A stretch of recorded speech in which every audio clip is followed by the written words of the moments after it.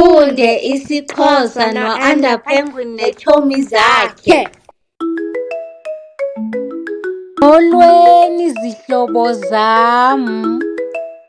Namhlanje siqala uthotho olutsha. We're starting a new series.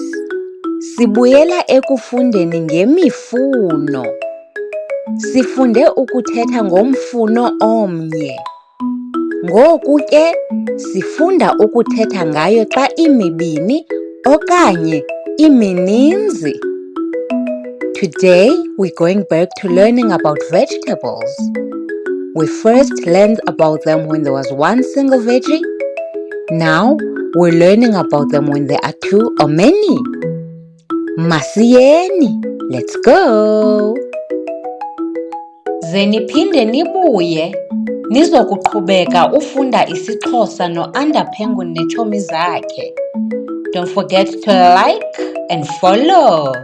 Bye!